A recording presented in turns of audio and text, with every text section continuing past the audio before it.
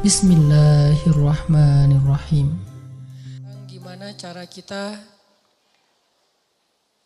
membangun hubungan dengan Allah Subhanahu wa taala supaya ketika kita berdoa itu cepat diijabah oleh Allah. Supaya ketika kita ada masalah cepat dapat pertolongan dari Allah. Supaya ketika kita dalam kesulitan Allah segera menurunkan keajaiban dan jalan keluar. Dianalogikan dengan 4G. Dalam bahasa lain tuh bisa dibilang ini adalah wasilah. Gimana cara membangun wasilah antara kita kepada Allah Subhanahu wa taala sehingga aksesnya cepat. Sehingga loadingnya cepat. Makin berat masalah kita bukan semakin lambat loadingnya, harusnya semakin cepat. Karena ketika masalah kita berat kan kita butuh pertolongan lebih segera ya. Gak bisa ditunda. Nah gimana cara membangun wasilah atau akses itu kepada Allah Subhanahu wa taala bahkan lebih daripada 4G. Sebelum itu saya pengen nyampein beberapa contoh kisah orang yang punya 4G ke Allah. Yang punya wasilah yang bagus kepada Allah Subhanahu wa taala sehingga ketika mereka butuh Allah, Allah segera menurunkan pertolongan dan keajaiban dalam hidup mereka. Salah satunya adalah cerita Ibrahim bin Adham. Kita tahu Ibrahim bin Adham ini salah satu tokoh tasawuf yang dikenal di antara para ulama bukan dengan keilmuannya. Bukan dengan hafalan hadis-hadisnya, bukan dengan fikihnya, tapi dengan kedekatannya kepada Allah dan diijabahnya doa dia. Ini Ibrahim bin Adham. Secara status Ibrahim bin Adham ini emang orang miskin, bahkan bisa dibilang fakir. Tapi secara realitas kalau kita baca kisah beliau gak pernah kekurangan. Beliau gak pernah kesulitan. Miskin hartanya, hampir dibilang gak punya aset, gak punya tabungan. Tapi pengen apa aja Allah kabulkan. Mirip dengan Uwais Al-Qarani di zaman tabi'in. Emang orang miskin dari desa Qaran Yaman. Tapi Uwais Al-Qarani ini selalu dimudahin sama Allah dalam setiap urusannya. Jadi kesimpulannya dari sini kita jadi tahu yang paling kita butuhin dalam hidup itu bukan berlimpah harta. Yang paling kita butuhin dalam hidup itu bukan banyaknya aset. Walaupun itu baik dan itu sesuatu yang perlu disyukuri, bukan dihindari. Dan kalau perlu kita perjuangkan. Tapi itu bukan yang paling kita butuhin dalam hidup. Bukan banyak teman, walaupun banyak teman itu justru kebaikan. Dan seorang muslim itu emang harus bermuamalah, harus terbuka, harus banyak teman, banyak sahabat, banyak pengikut kalau perlu. Tapi bukan itu nomor satunya. Karena kalau kita punya banyak harta, tapi Allah Subhanahu wa taala tidak memberikan kita kebaikan di dalamnya, maka harta itu tidak memberi manfaat apa-apa buat kita. Malah banyak banget orang yang dengan harta yang bertambah juga masalahnya. Bertambah harta, bertambah konflik keluarga.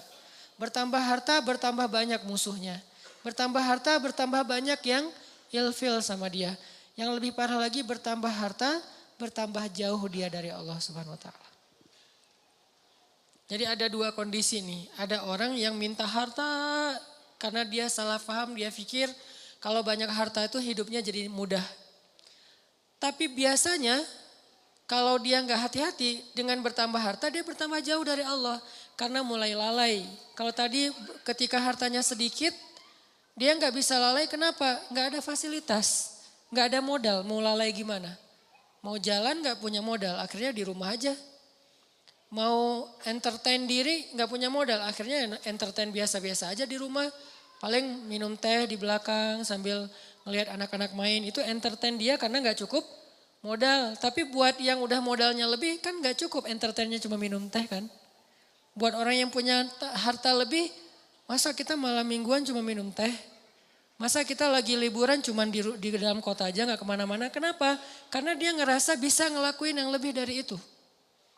Sehingga dengan tambah harta, kalau nggak hati-hati malah tambah jauh dari Allah. Dia mengentertain dirinya, dia mulai melakukan hal-hal yang sia-sia, dia mulai mengeluarkan hartanya di jalan-jalan yang bukan Allah ridhoi, sampai mulai judi segala macam kan.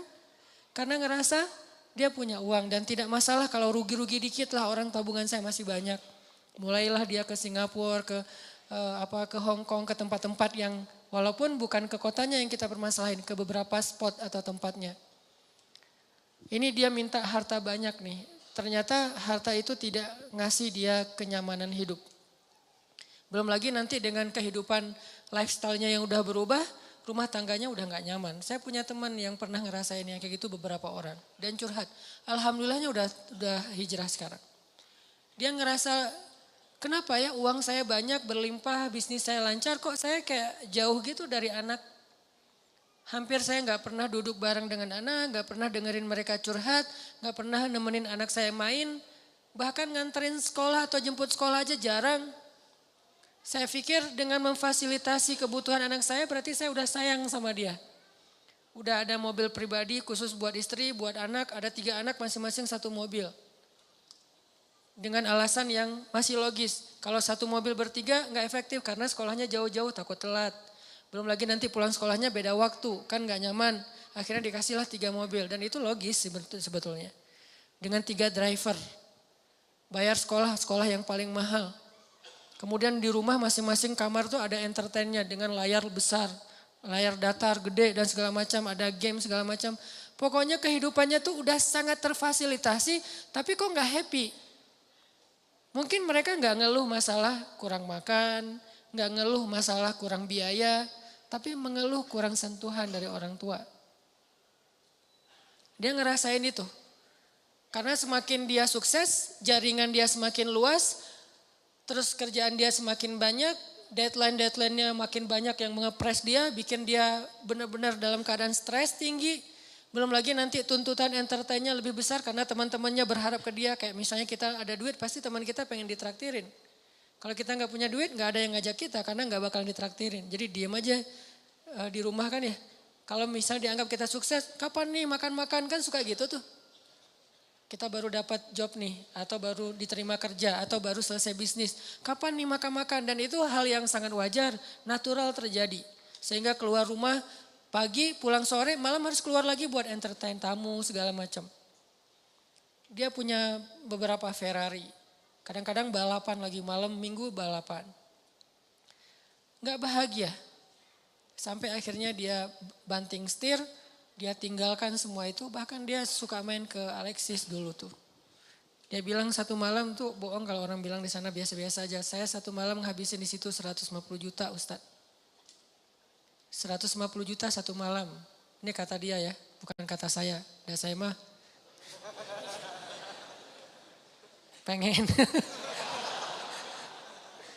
pengen berdakwah, ya curiga aja.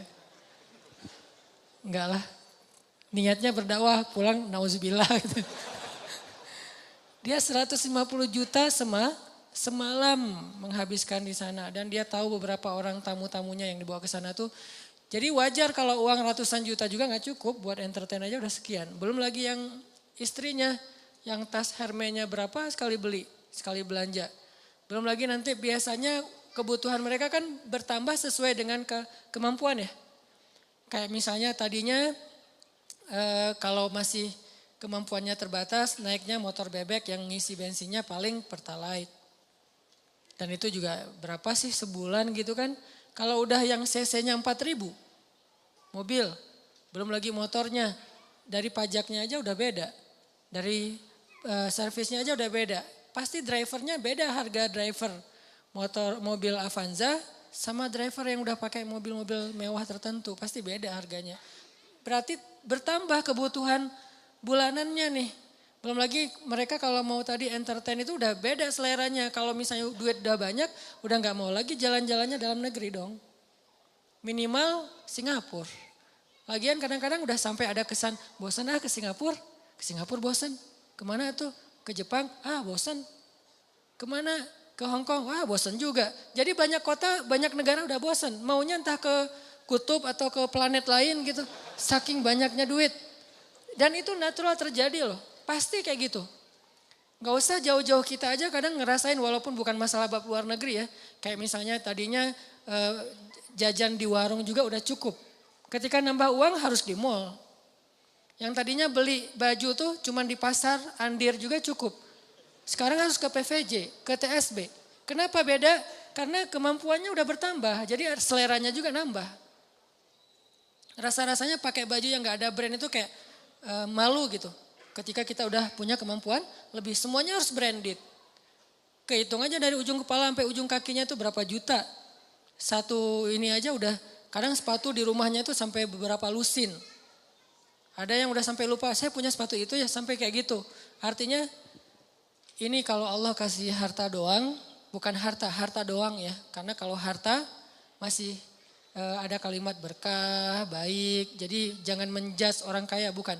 Kalau cuman harta doang, ini kondisinya kayak gitu. Satu lagi kondisinya gak dikasih harta. Tapi Allah kasih sayang Allah. Allah kasih perhatian Allah. Allah bikin dia jadi preferred hamba. Jadi VIP. Dia mungkin gak punya harta. Tapi ketika dia butuh ada aja. Allah ngasih dia kebaikan sesuai dengan kebutuhan dia. Ya Allah, saya udah lama nih ngontrak pengen punya rumah sendiri. Tiba-tiba Allah mudahin rezekinya bisa beli. Udah gitu normal lagi rezekinya. Ya Allah, kayaknya saya butuh kendaraan biar lebih nyaman dalam beraktivitas. Biar lebih nyaman saya ngelakuin kegiatan-kegiatan sosial. Biar lebih nyaman saya berdakwah kalau dia seorang da'i. Allah kasih harta, beli mobil sesuai dengan kebutuhan dia, akhirnya normal lagi. Jadi grafiknya itu sesuai kebutuhan. Bukan naik, dia nggak butuh dan itu bahaya. Dia grafik rezekinya naik, sementara nggak berbanding lurus dengan kebutuhan itu malah jadi bahaya. Akhirnya larinya kemana? Ke entertain. Kalau grafik rezekinya naik sesuai kebutuhan, itu akan istilahnya berkah, bermanfaat banget. Kayak misalnya tiba-tiba dia dikasih rezeki karena emang bentar lagi anaknya mau sakit. Sebelumnya Allah udah siapin. Tiba-tiba dapat beberapa usaha, proyek dan segala macam. Dapat untung anaknya sakit. Jangan langsung suuzon sama Allah. Kayaknya nggak bisa nih saya dapat uang sedikit langsung dikasih ujian. Bukan. Allah kasih rezeki itu karena Allah udah tahu anak kita mau sakit. Disiapin dulu. Jangan dibalik. Giliran saya ada rezeki sakit, inilah itulah segala macam. Kayak nggak bisa aja saya pegang duit. Bukan, kebalik. Kalau Allah nggak takdirkan anaknya sakit, mungkin nggak ada rezeki sebelumnya. Jadi Allah siapin dia biar dia nggak panik. Karena Allah tahu batas kuota iman dia itu Allah tahu. Ada orang yang imannya dikasih ujian dulu baru dikasih pertolongan. Ada yang Allah imannya dikasih pertolongan dulu baru dikasih ujian. Kan beda-beda nih. Nah kita nggak tahu, kadang kita ngerasain disiapin dulu sama Allah baru dikasih ujian. Kadang-kadang juga dikasih ujian dulu baru dikasih pertolongan. Kadang-kadang gak dikasih ujian aja ngeluh. Nah ini lebih parah lagi nih. Nah kadang kondisinya kayak tadi. Kita disiapin dulu sama Allah. Dimudahin dulu urusan-urusan kita. Dilancarkan dulu rezeki kita. Baru dikasih ujian. Kenapa kok tetap dikasih ujian? Karena Allah pengen ngelihat kita masih believe gak sama Allah. Masih keep the faith gak? Masih berdoa gak kepada Allah. Walaupun rezeki kita udah cukup nih untuk ngatasin masalah kita. Akhirnya kita pakai rezeki itu. Dan Allah pengen nguji juga. Kira-kira kita berat gak nih dengan ujian itu ketika Allah sudah memberi kita rezeki. Dapat uang misalnya baru kemarin ada project gitu dapat 100 juta. Udah gitu terjadi musibah, anak sakit, habis setengahnya 50 juta. Kita ngeluh. Aduh, kalau saya gak ada masalah pasti saya masih utuh nih 100 juta. Enggak, justru Allah Subhanahu Wa Taala ngasih kita bonus 50 juta. Gara-gara Allah pengen ngasih kita ujian. Kalau nggak ada ujian mungkin 50 juta, 100 juta sama sekali nggak ada, nol. Hanya kebutuhan harian kita doang. Kenapa nggak berbaik sangka kayak gitu kepada Allah? Sama kayak tadi, misalnya saya pernah mobil saya keserempet. Orangnya zalim, marah duluan, dia curi start. Sebelum saya marah, dia marah dulu.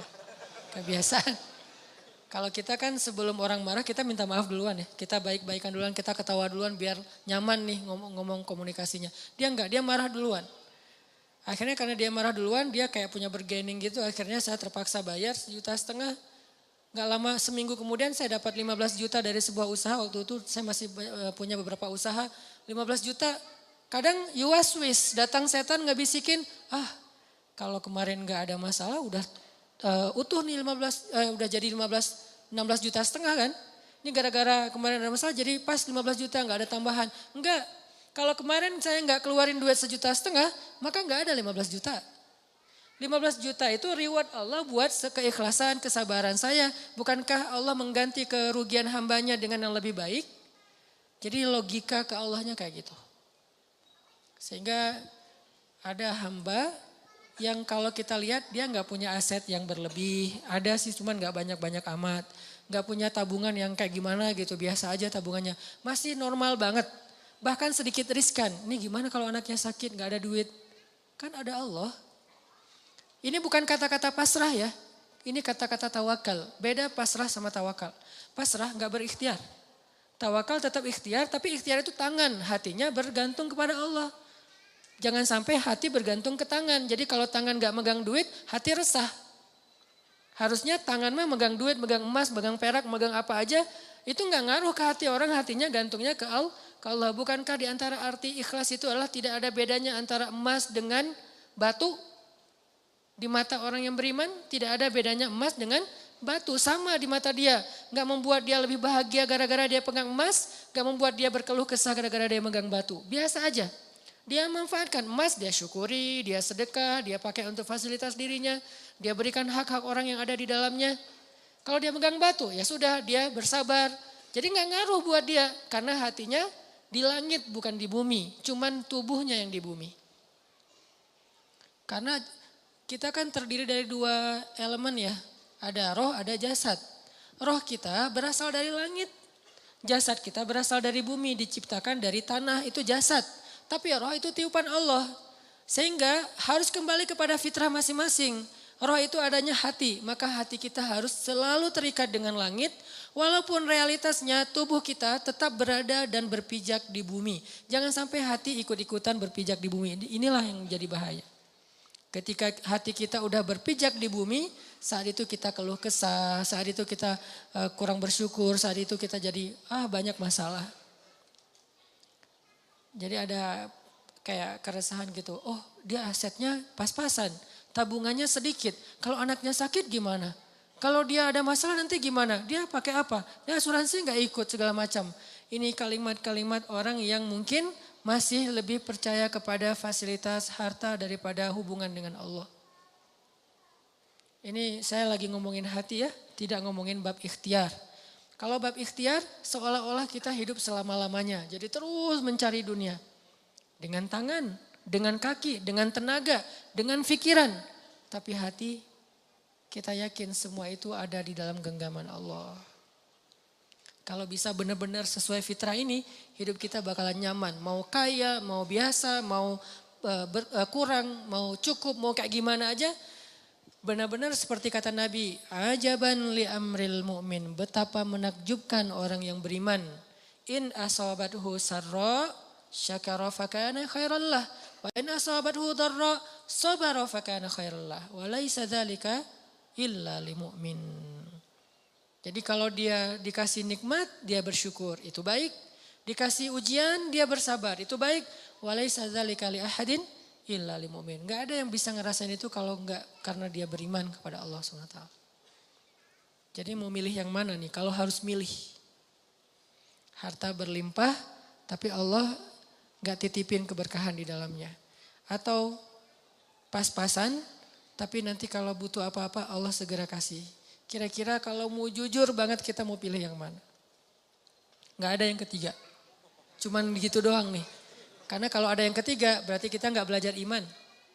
Ketiga itu bonus, bukan bagian dari pilihan kita. Allah kasih, walaupun kita selalu berharap yang terbaik kan. Harta yang banyak tapi juga Allah berkahi. Pengennya kayak gitu. Tapi itu namanya bukan ujian. Itu namanya karunia. Dan dalam karunia itu kita nggak perlu bisa menunjukkan bahwa kita orang yang sabar. Gimana belajar sabar sementara hidup kita nyaman? Gimana kita mau disebut orang yang sabar?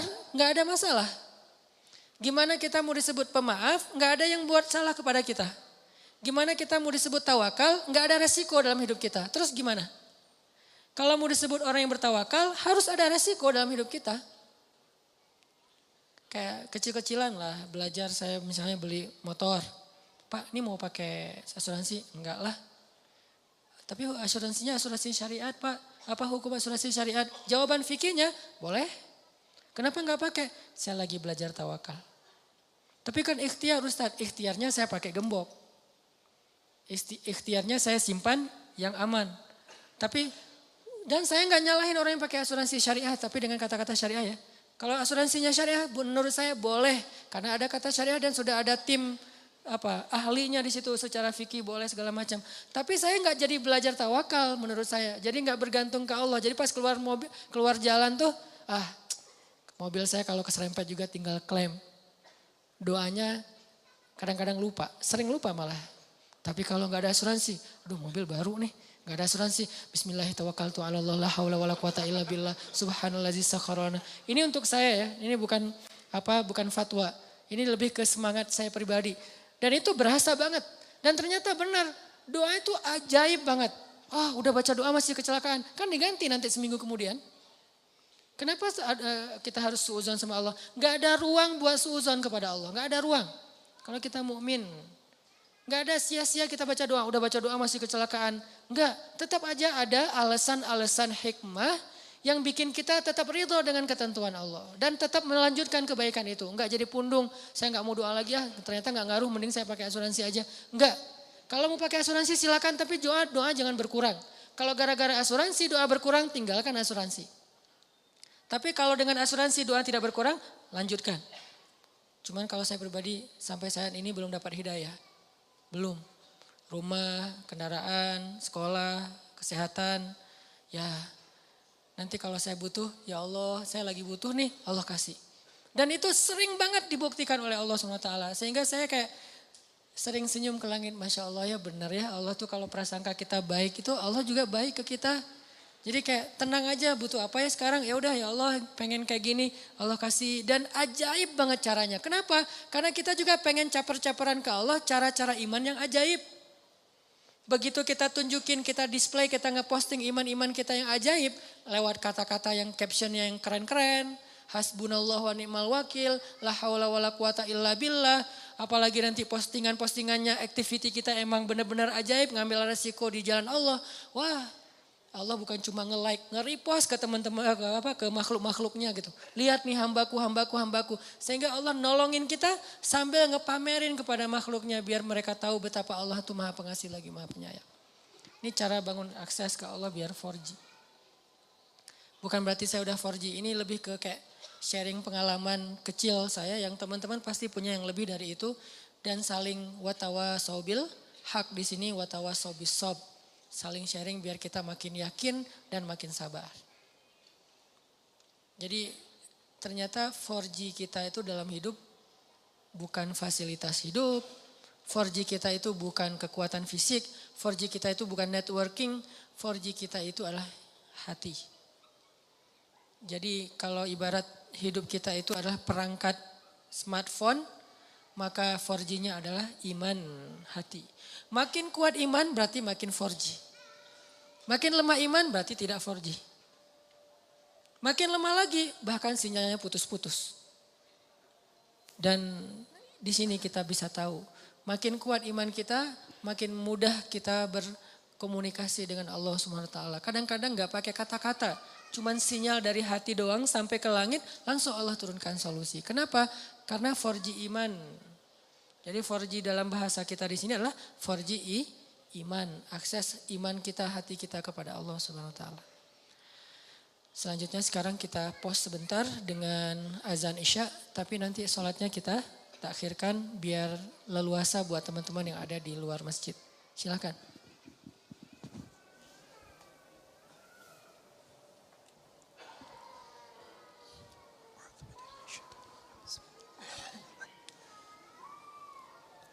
Allah. Teman-teman yang dirahmati Allah Subhanahu wa taala, orang yang sudah sampai ke derajat termasuk di antara aulia atau wali-wali Allah Subhanahu wa taala atau punya akses yang udah 4G ke Allah Subhanahu wa taala tuh tidak selalu hidupnya berlimpah harta, tapi berlimpah rahmat. Jadi buat dia cara berpikirnya bukan, wah kayaknya saya udah tenang nih soalnya saya udah siap kalau ada apa-apa. Saya bisa bayar, saya bisa ngongkosin, saya bisa ngebiayain, saya udah punya duit, saya punya tadi asuransi segala macam. Bukan gitu pola pikir dia. Karena gimana pun itu terfasilitasi, bukankah sembuh dan sehat di tangan Allah? Bukankah masalah itu ada dan dicabut itu Allah yang tentuin?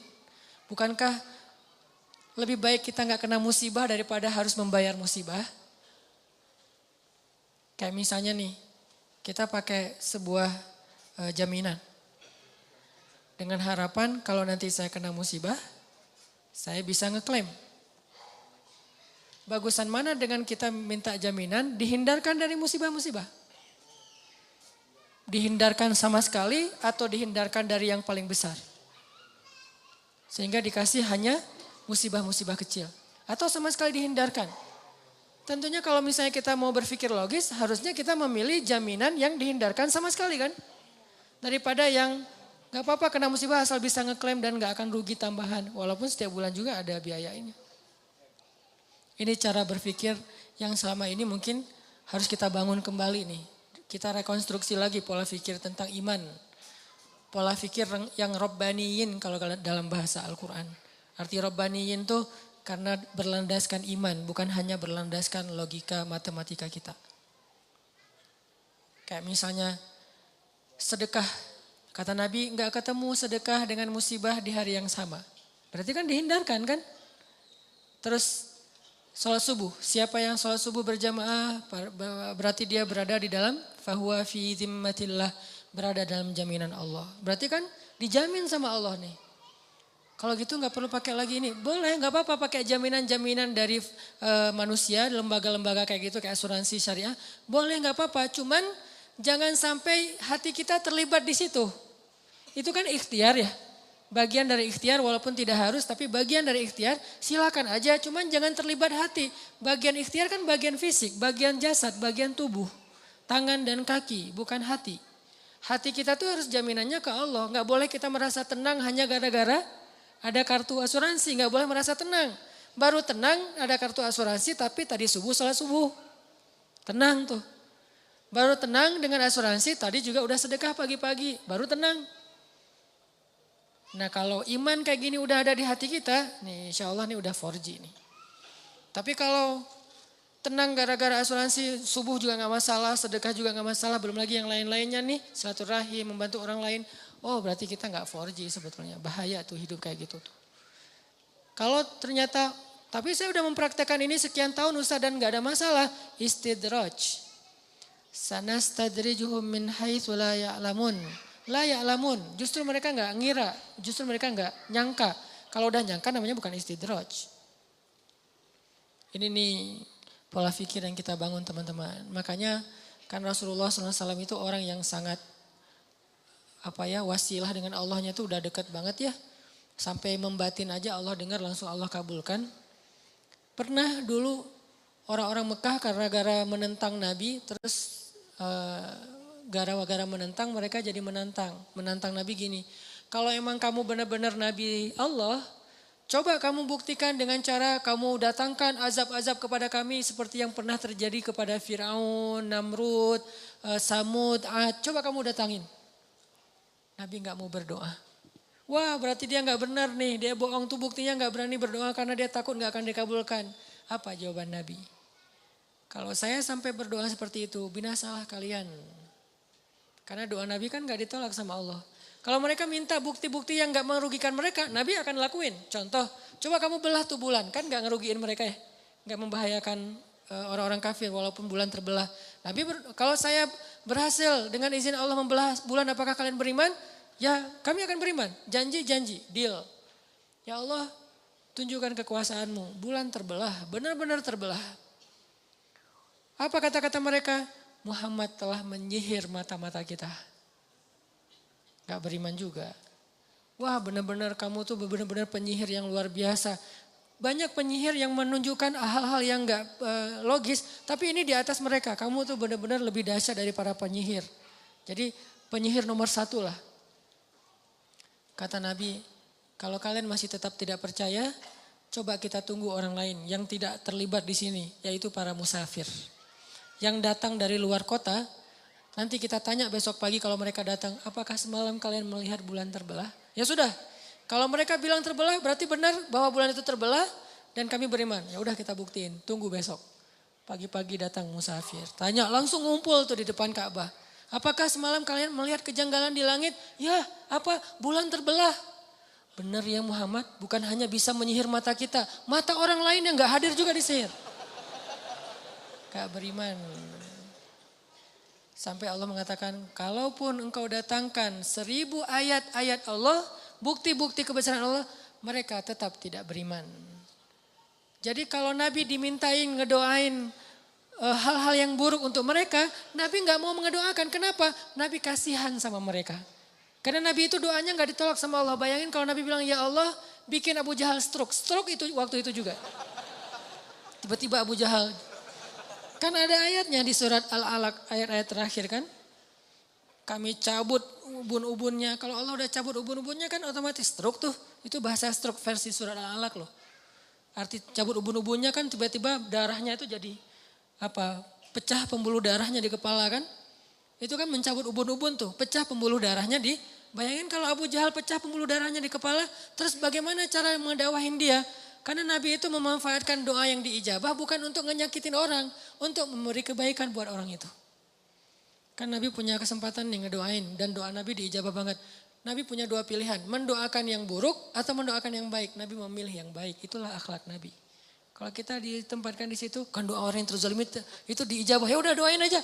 Itu kan berarti kita gak neladanin Nabi sebetulnya.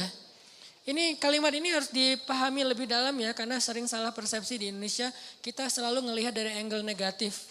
Doa orang yang terzalimi itu gak akan ditolak oleh Allah.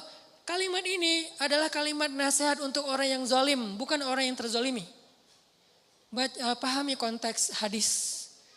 Jadi orang dibacakan ayat-ayat ini, hadis-hadis ini untuk kalau dia mau menzalimi orang lain. Atau sudah menzalimi orang lain supaya dia menghentikan kezalimannya. Kayak kita ngomongin ini ke Bashar Assad. Presiden Rusia ini agak-agak mirip. Bingung nyebutnya.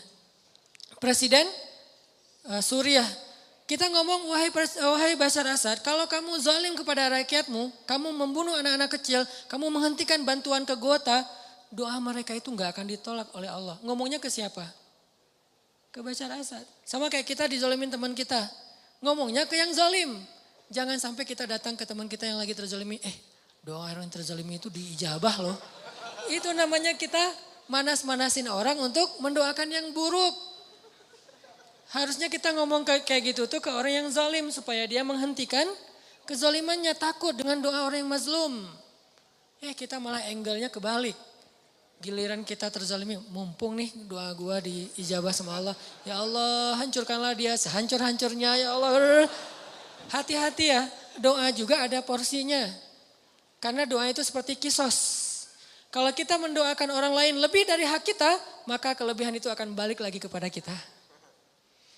Dia naik mobil atau motor, terus ngejipratin air ke kita. Ya Allah, jauhkanlah dia dari jodohnya. Apa hubungannya jodoh dengan air? Harusnya hak kita cuman ya Allah mudah-mudahan nanti ada orang yang jipratin air ke dia. Cuma sebatas itu kan. Kan al jaza min jinsil amal. Balasan sesuai dengan jenis amal. Artinya ya kisosnya segitu doang. Jangan sampai ke urusan jodoh lah, sakit lah apa. Jadi kayak lebay gitu kan ya, norak banget sih. Itu doa yang norak namanya tuh. Dan kelebihan dari porsi itu akan balik lagi kepada yang ngedoain kan bahaya. Nanti kita malah gak nikah-nikah gara-gara pernah terzolimi. Udah terzolimi gak nikah pula kan rugi. Jadi itu bukan hadis buat orang yang terzolimi teman-teman. Itu hadis untuk orang yang ngezolimin. Sama kayak Nabi kalau misalnya baca hadis tentang istausu bin nisa'i khairan. Perlakukanlah perempuan itu secara baik. Itu bukan hadis untuk cewek. Itu hadis buat cowok. Jadi yang ngucapin hadis itu harus melihat dulu siapa di depannya. Kalau di depannya seorang ibu, seorang istri, dia ngomong kayak gitu berarti dia sedang meracokin rumah tangga orang. Karena si istri ini nanti akan nuntut suaminya seperti di dalam hadis. Itu hadis diucapin kepada suami. Jangan didengar oleh istri. Kenapa? Nanti dia akan memikirkan haknya bukan mikirin kewajiban. Tapi kalau hadis tentang seandainya saya boleh menyuruh manusia sujud kepada manusia, saya suruh istri sujud kepada suami. Yang ngomongin itu adalah istri. Jadi ada materi ibu-ibu, ada materi bapak-bapak. Jangan sampai seorang ustadz ceramah tentang sujudnya perempuan kepada suaminya di depan suami. Itu bikin suami makin kegeeran. Wah, sayang istri saya nggak datang nih. Padahal bagus banget nih materi malam ini. Gitu kan ya. Akhirnya minta ke panitia, ada nggak rekaman yang semalam? Untuk apa Pak? Mau saya share ke istri saya. Ini yang terjadi. Dan ustaznya juga salah ngomong di depan bapak-bapak. Gimana kalau campur dua-duanya? Berarti yang seimbang infonya. Jangan berat sebelah. Ini namanya adil kan? Karena dengan adil itu lebih dekat kepada ketakwaan. Jadi intinya Nabi itu doanya diijabah. Tapi beliau nggak memanfaatkan buat ngehancurin musuh-musuhnya. Kecuali memang sudah masanya kayak Nabi Nuh. Doa beliau kan diijabah. Dalam waktu yang 950 tahun doa beliau hanya untuk kebaikan kaumnya aja. Ya Allah beri mereka petunjuk ini. Tapi Allah yang menentukan. Setelah 950 tahun baru Nabi Nuh berdoa, ya Allah hancurkanlah orang-orang kafir itu sehancur-hancurnya. Jangan biarkan mereka punya keturunan karena keturunan mereka akan merusak di muka bumi. Kapan Nabi Nuh doa itu? Setelah 950 tahun berdoa. Wajar gak sih ngedoain kayak gitu? Ditentang, dihina, dicela, dibully. 950 tahun dibully loh di grup. Kita baru berapa lama dibully di grup geng kita? Share hadis, wah sok soleh, wah ada ustadz, ada nabi palsu, segala macam. Udah 950 tahun, akhirnya kita keluarin lagi kalimat, ya Allah hancurkanlah semua anggota member grup ini. Belum 950 tahun, jadi manfaatkanlah kesempatan kita kalau lagi dizolimi untuk ngedoain yang baik-baik. Kalau nggak bisa yang baik-baik buat orang lain, karena nggak rela banget nih, minimal untuk diri sendiri, apa salahnya? Kan itu kesempatan banget kan buat kita berdoa dan Allah ijabah. Kalau nggak bisa ngedoain ya Allah beri dia petunjuk. Kayak rasanya agak-agak kayak nggak rela gitu kan. Udah jahatin saya didoain yang baik lagi. Nggak semua orang mampu, realistis aja lah. Kalau nggak bisa gitu minimal buat diri sendiri. Ya Allah tambahkanlah kesabaran saya. Loh kok minta disabarkan? Berarti makin mau aja disakitin. Bukankah sabar itu kebaikan bahkan lebih dari setengah iman? Hampir bisa dibilang seluruh iman kita itu adalah intinya sabar. Sehingga yang dibilang orang mukmin adalah orang yang sabar. Orang yang sabar berarti dia mukmin. Berarti kita minta kebaikan, ya Allah kuatkanlah kesabaran saya. Kayak misalnya kita lagi baper sama pasangan kita, jangan ngedoain yang buruk buat dia. Kalau nggak sanggup ngedoain yang baik buat dia, minimal yang baik buat kita. Ya Allah kuatkan kesabaran saya, ya Allah jadikan saya lebih baik, ya Allah jadikan saya lebih dicintai oleh dia. Yang baik-baik aja minta. Nah, ini orang yang mencontohi teladan Rasulullah SAW. Jadi selama ini banyak angle tentang sirah Nabi yang kayaknya perlu kita lihat dari angle yang lain. Terlalu mainstream kalau hanya melihat angle-angle yang biasa kita dengar selama ini. Bukan salah, cuman kayaknya masih kurang utuh. Saya nggak suka menyalahkan orang lain, tapi masih kurang utuh. Ternyata ada angle yang lebih efektif daripada angle. Salah satu contohnya yang tadi aja. Ini Nabi Muhammad SAW kayak pas beliau pulang dari Taif kan disakitin kan. Terus malaikat minta Nabi berdoa aja kepada Allah. Karena malaikat tuh gak bisa ngelakuin sesuatu tanpa izin Allah. Allah bilang ke malaikat, lakukan apapun yang diminta oleh Muhammad. Kalau minta di balik tuh gunung, ditimpakan kepada orang-orang Taif, malaikat lakuin. Apa aja pokoknya. Kesempatan itu malah Nabi doain, ya Allah maafkanlah mereka, sesungguhnya mereka tidak mengerti. Minta maaf untuk mereka. Dan aku berharap anak cucu mereka kelak yang akan menerima agama ini. Ini doa yang baik. Padahal beliau lagi dizolimi. Masih mengalir darah di pelipis beliau. Masih kotor baju beliau. Masih orang ketawa tentang beliau. Anak-anak kecil ngelemparin beliau. Perempuan-perempuan ngejar beliau. Diperlakukan kayak orang gila di tengah kampung. Dikejar-kejar. Keluar masuk kebun korma. Keluar masuk kebun korma. Gimana rasanya seorang nabi yang sahabat tuh habis-habisan menghormati, memuliakan beliau, tiba-tiba dikejar oleh anak kecil dan perempuan. Budak-budak aja ngajarin Nabi. Ngejar semuanya. Beliau lari-lari kayak orang gila yang dikejar-kejar rame-rame. Tapi doa beliau, ya Allah maafkan mereka. Mereka gak ngerti. Semoga anak cucu mereka yang menerima Islam. Akhirnya anak cucu mereka kelak menjadi pembela Nabi. Kalau mau meneladani Nabi, harusnya yang angle-angle kayak gini nih kita ambil juga nih. Walaupun selalu ada kondisi-kondisi yang pengecualian ya. Ini tidak bisa digeneralisir dalam semua kasus yang terjadi di dunia atau di bangsa kita. Kalau kayak apa yang terjadi di Suriah, saya kira itu pengecualian. Kenapa pengecualian? Karena juga terjadi di zaman Nabi. Saya bukan ngomong dengan emosi pribadi, berlandaskan sirah. Ada sekelompok sahabat hafiz Al-Quran, diundang ke sebuah negeri dengan alasan disuruh ngajarin Al-Quran kepada kaumnya. Ternyata itu cuman jebakan. Ketika sekelompok sahabat ini keluar, hafiz semua, di tengah jalan mereka dicegat, dibunuh semuanya, gak ada yang selamat. Digorok satu persatu. Dan itulah asal muasal kenapa Nabi membaca kunut nazilah. Dan salah satu isi kunut nazilah, ya Allah hancurkanlah kaum itu sehancur-hancurnya. Kenapa? Karena mereka pengkhianat. Karena mereka zalim. Karena mereka sudah membunuh para hafiz Al-Quran. Dan ini bukan hal yang bisa dimaafkan. Beda kalau mereka melakukan kesalahan itu karena mereka tidak paham. Jadi ada kayak pembunuhan sengaja dan tidak sengaja. Ada kisos. Itu baru beberapa orang hafiz. Gimana yang jutaan atau minimal ratusan ribu hafiz. Anak kecil lagi belajar ngafal Quran di masjid, tiba-tiba dibom. Kalau enggak dibom masih mending, kalau meninggal langsung. Ada yang tertimbun dengan reruntuhan, putus tangannya, putus kakinya, retak kepalanya. Itu udah biasa kejadian sehari-hari itu di Suriah. Yang lebih berat lagi bukan cuma dibom dan luka-luka. Pakai senjata kimia yang sesak nafas luar biasa kayak kita nyemprot kecoa kan ya. Sampai kejang-kejang lalu mati dalam keadaan sedang kejang-kejang. Kebayang gak sih untuk kita? Kita mungkin ngomong maafin dong. Kita gak ngerasain sih. Coba kalau kita ngerasain. Gak usah jauh-jauh seperti kasus Suriah. Kasus ke teman aja kita susah maafin. Coba introspeksi diri deh. Kalau kita ngomongin tentang Suriah, harusnya kaum muslimin tuh maafin presidennya segala macam. Pernah nggak ngerasain dizalimin sedahsyat itu? Coba bandingkan dengan kasus kita dengan teman yang cuma baru digibah sedikit udah nggak mau maafin. Udah langsung sholat tahajud, ujuk-ujuk tahajud. Biasanya nggak pernah tahajud. Kenapa? Pengen ngedoain yang buruk buat temannya. Padahal baru cuma sekedar gibah. Realistis dong kalau berpikir, yang fair. Saya tuh paling nggak suka berpikir yang nggak adil.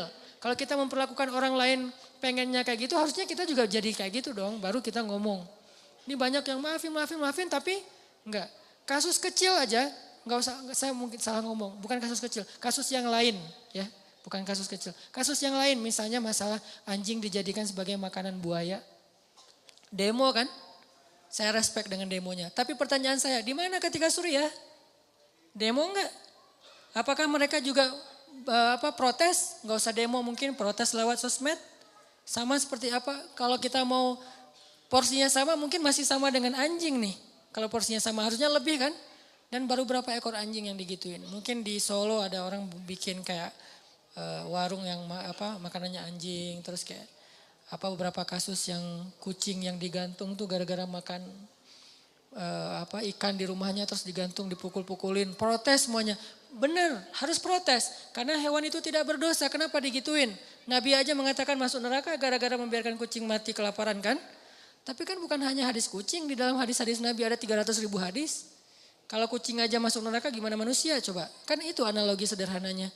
Kalau kucing aja dosanya besar banget, anjing aja ngasih minum bisa masuk surga, gimana ngasih minum orang yang terzolimi di Ghouta, di Aleppo, di Suriah, Palestina, Rohingya.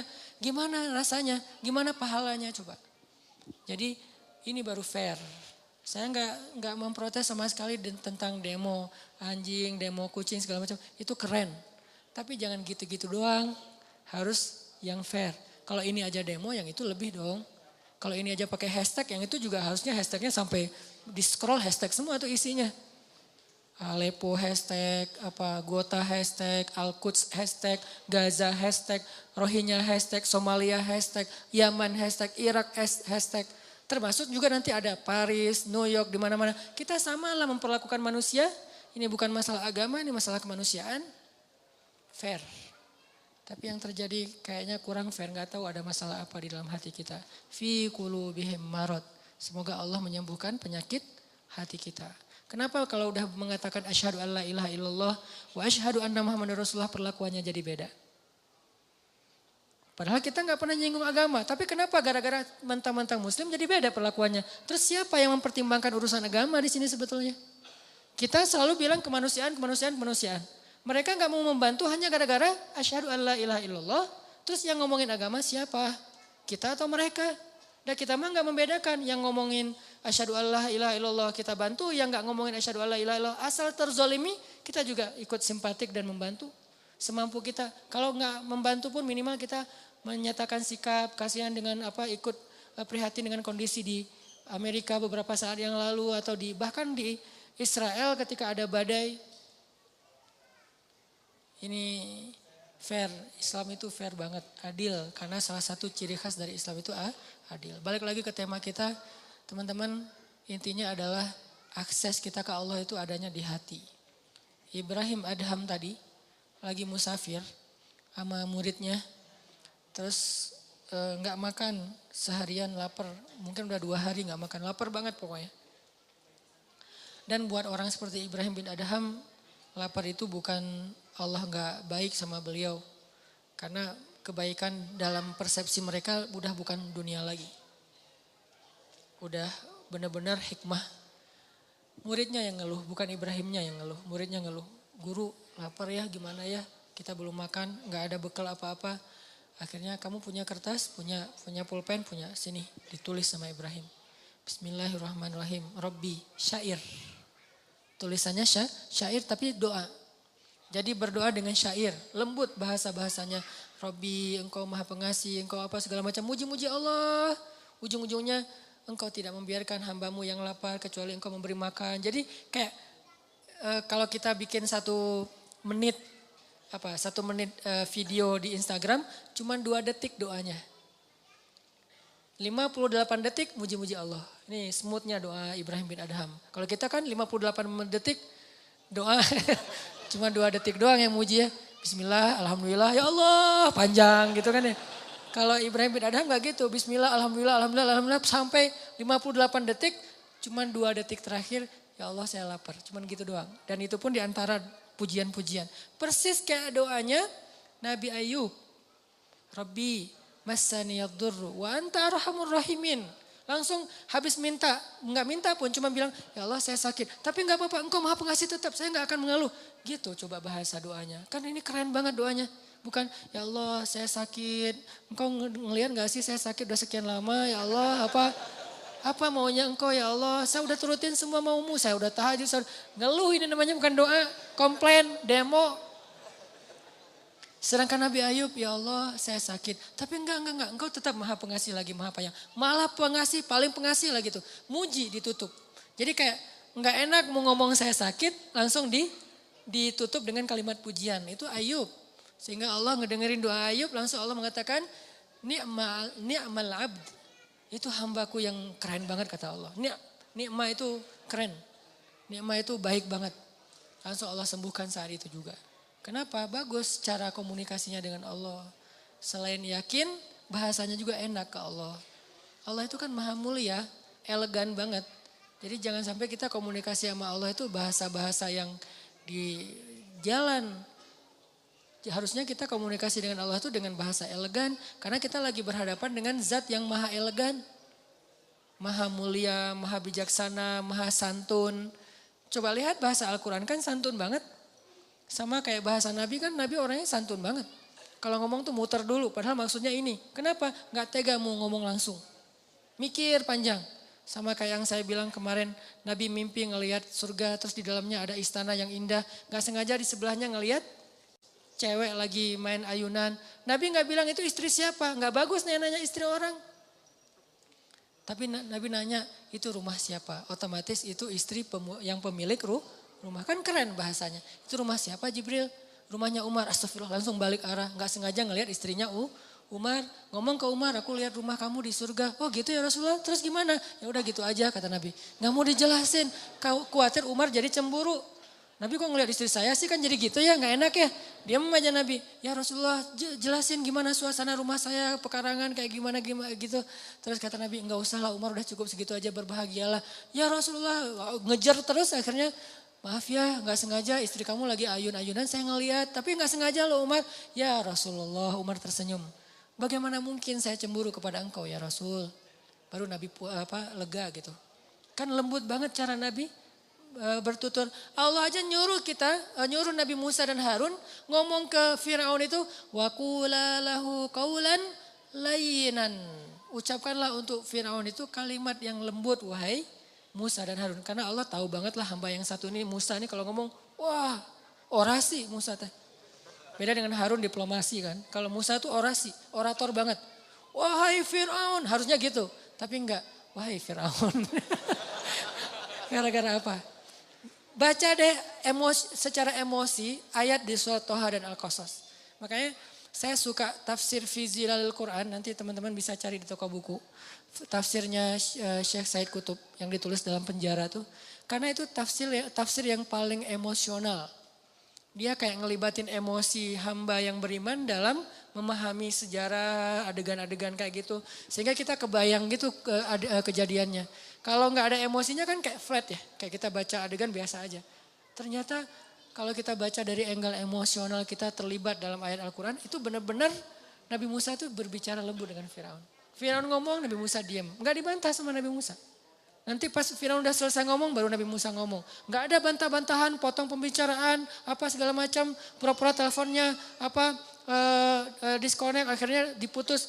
Maaf ya tadi keputus, padahal emang sengaja diputus. Nggak ada Nabi Musa kayak gitu.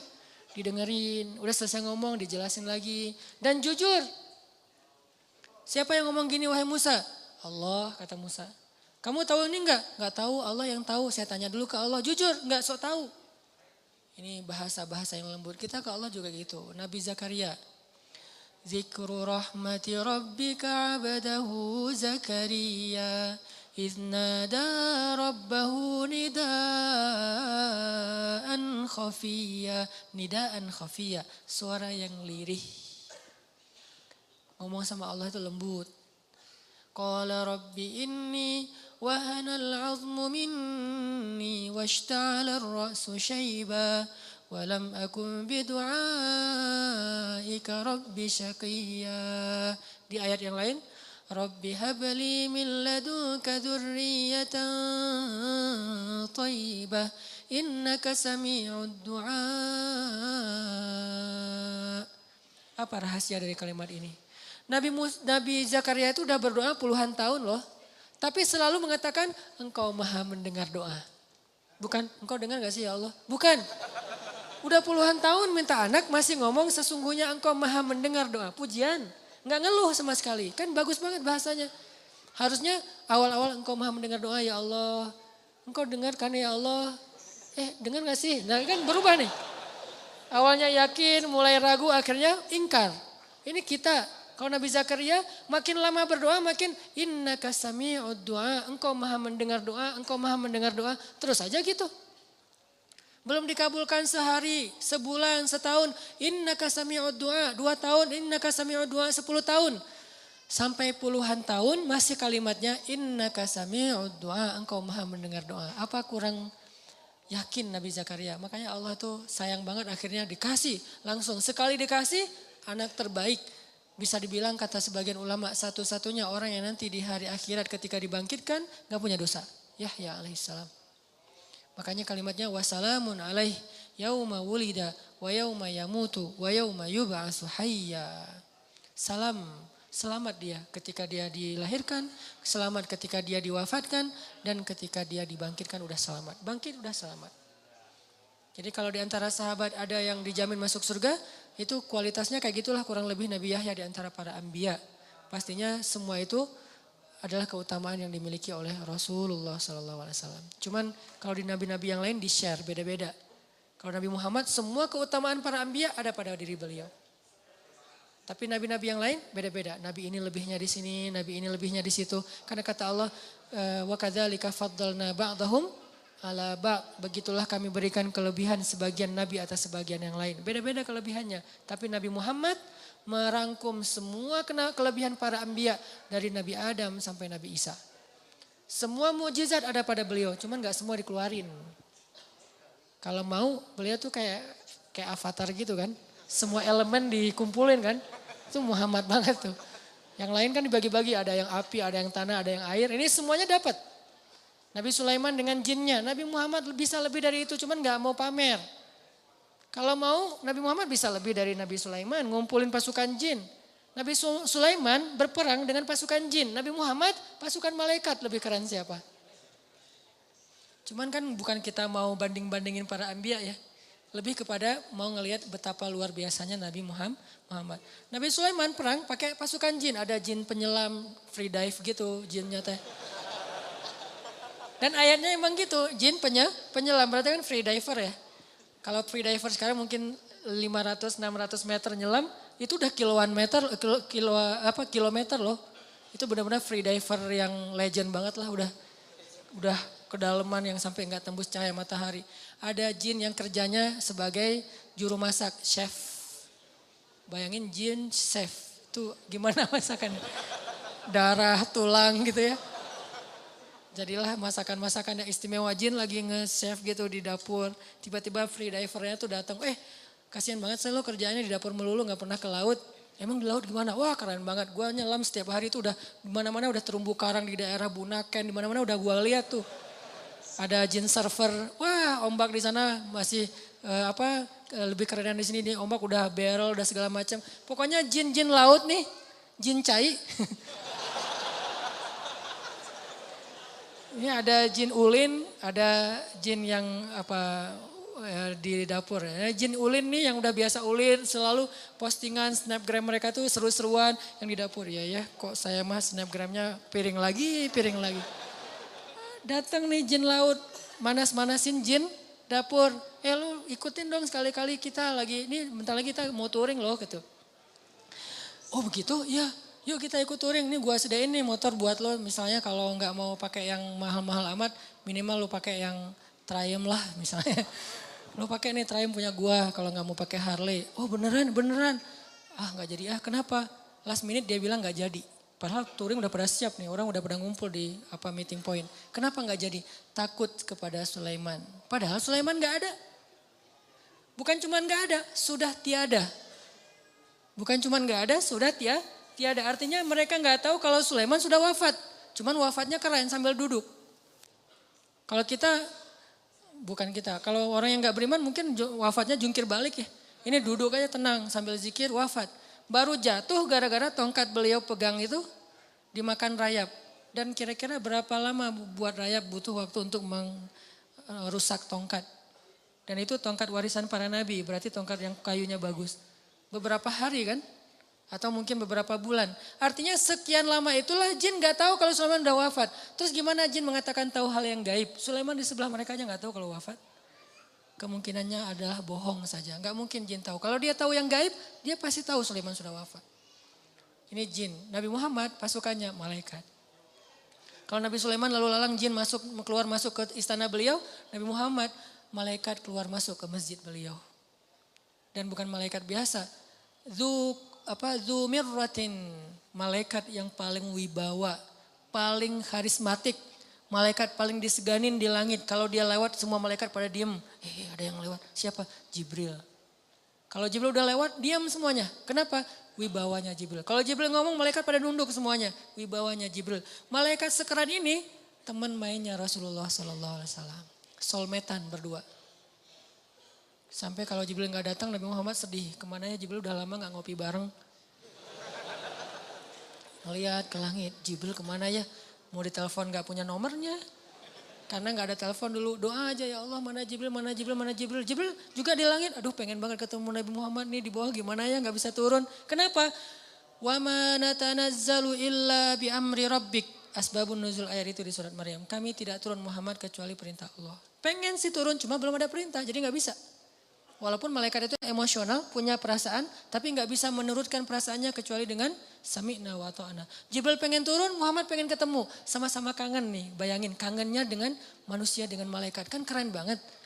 Malaikat aja kangen sama Nabi. Kita nggak ada yang ngangenin. Aduh. Ini malaikat aja kangen. Kan keren banget akses 4G-nya ya.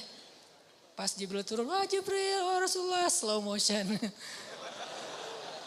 Akhirnya Nabi nanya Jibril kemana aja, kok nggak pernah ketemu udah beberapa hari. Ya Rasulullah saya juga kangen, tapi kata Allah wa ma natanazzalu illa bi amri rabbik. Kami tidak turun kecuali dengan perintah Allah. Akhirnya ditulis syair, bahasa-bahasa yang lembut. Ada sedikit kalimat, ya Allah kami lapar. Tapi kecil, ibarat baitnya panjang, cuman setengah bait kami lapar. Sisanya puji-pujian ke Allah. Lalu setelah Ibrahim bin Adham selesai nulis kayak gitu, digulung kertasnya, dikasih ke muridnya, dia bilang, keluarlah dari masjid ini, serahkan kertas ini kepada orang yang pertama kamu temui di luar masjid. Siapa? Pokoknya siapa aja. Laki-laki ya, bukan cewek. Bahaya kalau cewek. Laki-laki pertama yang kamu temui di luar masjid. Keluar tuh. Lagi di jalan di depan masjid, tiba-tiba muncul seorang laki-laki, lagi bawa bungkusan gitu. Assalamualaikum, waalaikumsalam Pak, ini ada kertas dari siapa? Dari guru saya. Pas dibaca langsung menangis laki-laki itu, diserahkan bungkusan itu, kembalilah kepada gurumu. Pas dibuka adalah 1.000 dinar. Siapa laki-laki itu? Allahu a'lam. Semudah itu menyelesaikan masalah di antara mereka. Bukan berarti kita berharap sedekah, bukan ya. Ini hanya sebuah inspirasi. Semudah itulah memberi rezeki kepada hamba yang Allah ridhoi. Jadi kalau kita punya 4G ke Allah itu sebetulnya cuma butuh gini doang. Ya Allah. Gitu doang bahasanya. Kadang-kadang gak pakai iya, Allah doang. Allah, beres. Kadang-kadang gak pakai Allah, cuman ahad.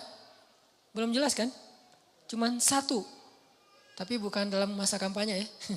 Satu, itu langsung Allah beri pertolongan. Kan Bilal itu gak ngomong, ya Allah tolonglah saya lagi disiksa nih. Allah lihat nih bekas-bekas siksaan. Gak ada, cuman satu kata pendek loh. Kalau kita kan doanya tuh udah buka baju dan tunjukin, ya Allah nih lihat nih saya lukanya banyak nih apa segala macam. Pokoknya udah lebay banget lah kalau kita berdoa ya. Sahabat doanya gak lebay, lembut. Ahadun ahad, ahadun ahad. Langsung saat itu juga ditolong sama Allah. Mana Ustadz ditolong, kan berbulan-bulan Bilal disiksa. Emangnya pertolongannya itu hanya dengan dibeli oleh Abu Bakar dan dimerdekakan? Salah paham lagi nih. Pertolongan pertama Allah kalau hambanya lagi UGD, bukan dibikin langsung sembuh, tapi dikuatkan hatinya dengan kesabaran. Itulah pertolongan pertama. Bilal ketika disiksa, Allah gak langsung nolong Bilal dengan cara dibeli sama Abu Bakar di hari yang sama. Hari ini disiksa, hari ini dibeli, hari ini dibebasin. Itu gak keren ceritanya. Gak ada kelihatan kesan Bilal sabar. Terus gak jadi cerita yang melegenda kan. Kalau cuman hari itu disiksa, hari itu dibeli, hari itu dibebasin. Gak akan melegenda nama Bilal. Dia melegenda karena lama disiksa. Karena hampir orang itu gak yakin Bilal akan bertahan. Dan ketika Bilal disiksa, hari itu juga Allah mengutus Jibril. Dan Allah menyuruh Jibril untuk menguatkan hati Bilal. Kayak disupport banget Bilal semua. Jadi ibarat Bilal didorong, Jibril yang nahan di belakang. Jadi badan Bilal itu gak perlu pakai tenaga. Pasrah aja. Kayak kita lagi tawaf, puncak tawaf ifadah tuh di Ka'bah. Kalau lagi tawaf ifadah, kita tawaf tuh gak perlu melangkah. Berdiri aja, muter sendiri. Saking padatnya Ka'bah, berdiri aja. Saya dulu waktu masih haji itu tawaf ifadah, pas pulang habis jamarah pertama langsung tawaf ifadah. Itu rapat banget, saking rapatnya gak perlu gerak. Begini aja, tidur juga gak masalah. Tidur tiba-tiba udah 21 putaran, 3 kali tawaf gitu ya. Oh berapa ini udah putarannya, ngelihat jam udah 2 jam ternyata. Tidur aja itu muter, saking luar biasanya. Gitulah Allah membackup Bilal ketika disakiti oleh Umayyah bin Khalaf. Hatinya langsung ditahan oleh Allah supaya dia bersabar. Sehingga ketika Umayyah bin Khalaf menyiksa Bilal, Umayyah itu pengen pamer. Makanya dia live streaming. Ada yang nge-shoot live streaming di YouTube, di Instagram, di FB, di mana-mana pokoknya live streaming. Mengundang TV-TV lokal dan nasional. Pokoknya setiap jadwal Bilal disiksa itu semua TV itu siaran langsung. Beberapa tayangan yang lain, film, Hollywood, bola, Piala Dunia, sepi penonton. Ratingnya yang ini paling tinggi. Benar-benar siksaan Bilal itu ratingnya paling tinggi. Yang nonton pada komen. Ada yang komen gini. Kasihan ya gitu. Terus yang lain komen juga. Siapa? Maksudnya kasihan ke siapa nih? Ke Bilal atau ke Umayyah? Yang ketiga membahas Umayyah, bukan Bilal. Kenapa malah kasihan kepada Umayyah? Karena yang terlihat tersiksa justru Umayyah bukan Bilal. Jadi Bilal disiksa, tetapi yang kelihatan wajah tersiksa justru Umayyah. Capek nyiksa Bilal. Bilal biasa-biasa aja. Ahadun ahad, ahadun ahad. Umayyah aduh kok gini ya, capek banget sih nyiksa dia. Jadi orang justru kasihan kepada Umayyah, bukan kepada Bilal. Kenapa bisa kayak gitu? Karena Allah menolong Bilal dengan ahadun ahad. Dan Allah tidak menolong Bilal dengan ujuk-ujuk langsung datang Abu Bakar. Enggak, dengan dikuatkan hatinya. Setelah sekian lama dikuatkan hatinya, akhirnya pertolongan kedua pun datang. Setelah pertolongan hati baru pertolongan dengan solusi konkret. Yaitu Abu Bakar datang dan membebaskan Bilal. Jadi ini aksesnya Bilal ke Allah cepat banget. Sampai Nabi senyum dan mengatakan, ya Bilal, baru aja semalam aku dengar langkah-langkah kaki kamu di dalam surga. Langkah kakinya terdengar di surga, orangnya masih di dunia. Coba Masya Allah ya, kita udah meninggal aja belum jelas langkah kakinya di surga nih. Ini Bilal masih hidup di dunia, masih main-main, masih nongkrong, masih ngopi. Kakinya udah di surga, kayak gimana tuh? Luar biasa, artinya Allah itu ngasih keistimewaan yang luar biasa buat Bilal. Buat Khabab bin Ars, buat Sumayyah, istrinya Yasir. Sumayyah itu maaf ditusuk dari kemaluannya sampai ke belakang dan meninggal di tempat. Apakah Allah tidak menolong Sumayyah? Justru itu pertolongan Allah buat Sumayyah. Walaupun kezaliman untuk Abu Jahal. Itu pertolongan Allah untuk Masyiatah dan bayi-bayinya. Walaupun kezaliman buat Fir'aun. Jadi teman-teman, akses 4G kita ke Allah itu dimulai dengan iman. Kemudian dengan caption yang indah. Kita kalau posting captionnya lama mikir ya. Udah lama akhirnya tanya-tanya. Bikin sendiri captionnya.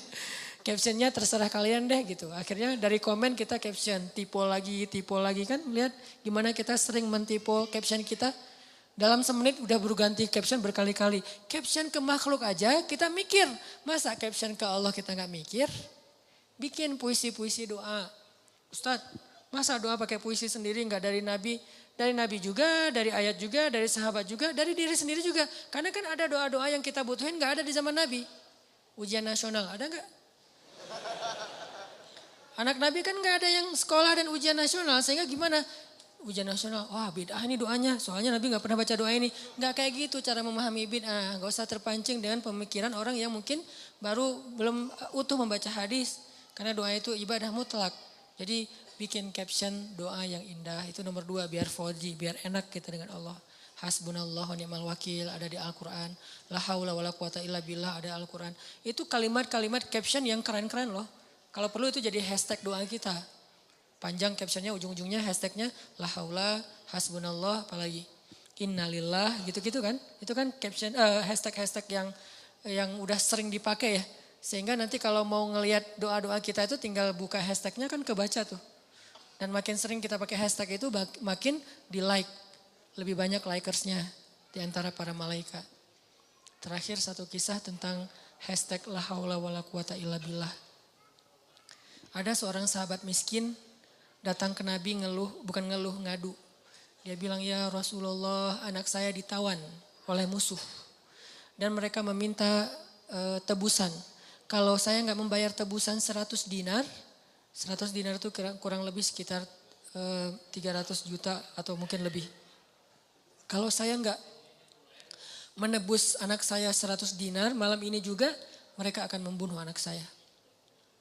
Deadline-nya besok pagi, malam ini saya harus bawa tebusan itu. Saya nggak punya harta ya Rasul, saya udah minjam-minjam ke tetangga, nggak ada yang sanggup. Sedikit-sedikit belum sampai 100 dinar, ya Rasulullah gimana? Rasulullah juga lagi bokeh, nggak punya duit. Sahabat-sahabat banyak yang di luar kota, jadi nggak ada yang bisa dimintain tolong. Akhirnya ketika itu Nabi bilang kepada dia, dawamkan la haula wa la quwata illa billah malam ini juga. Oh gitu ya Rasulullah, ya siap-siap, assalamualaikum, langsung pulang. Keren kan imannya? Berarti kan 4G imannya udah mantap nih, bukan ya Rasulullah itu kan baru kata-kata belum duit. Ya saya la haula juga, tapi kan butuh duit juga ya Rasulullah, kan kita harus ikhtiar segala macam. Itu mal iman logis, sehingga dikasihlah pertolongan yang logis. Ilman terlalu ilmiah dikasih pertolongan yang ilmiah. Ini iman ajaib dikasih pertolongan ajaib. La haula disuruh. Nabi juga tahu nggak mungkin Nabi ngasih la haula kalau Nabi punya duit. Pasti dikasih duit sama la haula. Ini karena nggak punya apa-apa. Dan apa yang dikatakan Nabi itu pasti benar. Nggak mungkin Nabi bohong. Jadi iman kepada Nabi itu udah kuat banget. Sami'na wa ta'ana. Nabi bilang perbanyak zikir la haula. Siap ya Rasulullah pulang. Sampai di rumah istrinya udah nunggu dengan cemas. Gimana pak, gimana pak? Orang miskin manggilnya bukan pak. Gimana bah? Gimana ya gitu. Udah dapat belum duit? Belum mah. Terus gimana? Tadi udah ketemu Rasul. Terus gimana apa kata Nabi? Disuruh dawamin zikir la haula. Oh ya udah yuk kita wudhu. Dawaminlah sepanjang malam mereka berdua la haula wala quwata illa billah. Iman. Setelah ikhtiar, memang ikhtiar dulu ke tetangga, ke teman, ke siapa-siapa, ke finance nggak ada karena nggak ada punya jaminan, jadi nggak dapat uang juga. Tetap ikhtiar, tapi nggak berhasil. Tapi kan bukan berarti setelah itu tertutup maka nggak ada harapan. Bukankah Allah itu selalu mampu dan maha kuasa? Zikir la haula. Tiba-tiba subuh-subuh anaknya ngetok pintu. Assalamualaikum, dibukain pintu, anaknya wajahnya berseri-seri, peluk gitu, udah nangis-nangisan. Setelah itu ditanya, gimana kamu bisa selamat, siapa yang menebus kamu? Allah yang menebus saya. Gimana caranya? Dijelasin. Semalam tiba-tiba pengawal-pengawal yang jagain saya diikat di sebuah pohon korma. Terus orang-orang prajurit para di sekeliling saya, gak ada jalan buat saya untuk kabur. Untuk lepas dari ikatan aja susah, apalagi kabur. Tiba-tiba datang kayak angin yang sangat dingin dan membuat semua prajurit itu tertidur pulas. Kayak gitu cara Allah menolong. Diberi mereka rasa ngantuk, tertidur pulas semuanya. Saking pulasnya sampai mereka nggak menyadari kejadian apapun. Tiba-tiba datang 2 orang laki-laki dengan pakaian putih-putih dan membuka ikatan saya, lalu mereka pergi, saya dilepaskan, suruh pulang. Sebelum saya pulang saya ngelihat ada banyak ternak kambing-kambing yang ada hasil curian mereka. Saya ambil, bayangin kambing ada 100. Berisik gak sih? Satu kambing aja udah berisik ya, apalagi 100. Dan gak mungkin kambing itu suruh diam ya. Ini lagi dalam masa pelarian gitu. Atau dilakbanin mulut kambing satu-satu, atau disuruh diam cicing gitu. Gak mungkin suruh kambing diam, pasti mbek itu banyak banget. Tapi suara 100 ekor kambing gak membangunkan satupun prajurit yang tertidur. Allah summum bukmun umyun. Allah tutup mata, telinga dan hati mereka sehingga mereka nggak sadar apa-apa. Dia pulang lenggang kangkung, bukan hanya selamat tapi juga bawa ghanimah 100 ekor kambing. Kali aja satu kambing 3 juta, berarti dia dapat surplus 300 juta. Kalau seandainya dia pakai ikhtiar bisa nebus 100 dinar, mungkin cuma bisa nebus anaknya. Tapi tidak dapat 100 ekor kambing. Tapi karena dia imannya ke Allah ajaib, la haula, pulang bukan cuma orangnya, tapi bawa tiba-tiba setelah anaknya pulang mereka jadi orang kaya raya. Masya Allah, la haula wa la quwata illa billah. Jadi jangan remehin hashtag agama tuh. La haula hasbiyallah innalillah dan kayak gitu-gitu. Doa sebelum kita berangkat. Caption yang indah, hashtag yang udah populer diajarkan Nabi dan para sahabat, pakai. Insya Allah kita punya 4G ke Allah Subhanahu wa Ta'ala. 2 ya, iman yang mantap sama caption yang baik. Mudah-mudahan Allah Subhanahu wa Ta'ala mengijabah banyak doa dan harapan-harapan kita. Membimbing hati kita dalam keislaman kita, dalam hijrah kita, dalam taubat kita. Dan semoga Allah Subhanahu wa Ta'ala setiap saat menambah pemahaman kita tentang agama dengan majelis ilmu. Semoga dengan kita hadir dalam majelis ilmu ini bukan hanya bertambah wawasan, tapi bertambah mulia akhlaknya, bertambah pula imannya. Karena majelis ilmu pada hakikatnya adalah tajdidul iman, recharge iman kita, refresh iman kita. Jadi kalau dengan hadir majelis ilmu nggak bertambah iman, kayaknya sia-sia. Harus bertambah iman.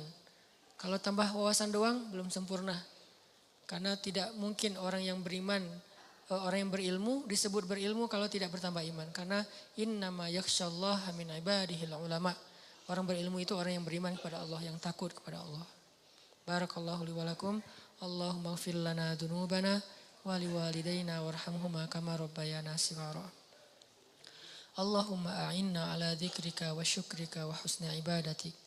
Allahumma inna nas'aluka ridhaka wal jannah wa na'udzubika min sakhatika wan nar. Allahumma habbib ilaina al-iman wa zayyinhu fi qulubina wa karrih ilaina al-kufra wal fusuqa wal usyan waj'alna minar rasyidin. Allahumma rabban nas adhibil ba's ishfi anta syafi la shifaan illa shifaa'uk ishfi shifaan la yughadiru saqaman. Rabbana atina min ladunka rahmah wa hayyi' lana min amrina rasyada waj'al lana min kulli dhiqin makhraja wa min kulli hammin faraja wa min kulli usri yusra. Allahumma ansuril islam wal muslimin. Allahumma ansur ikhwanana al-muslimina fi Ghutah. Allahumma ansur ikhwanana al-muslimina fi Suriah. Allahumma ansur ikhwanana al-muslimina fi Palestin. Allahumma ansur ikhwanana al-muslimina fi Yaman. Allahumma ansur ikhwanana al-muslimina fil Iraq. Allahumma ansur ikhwanana al-muslimina fi Rohingya. Rabbana hab lana min azwajina wa dhurriyyatina qurrata a'yun waj'alna lil muttaqina imama. Rabbana atina fid dunya hasanah wa fil akhirati hasanah wa qina azabannar.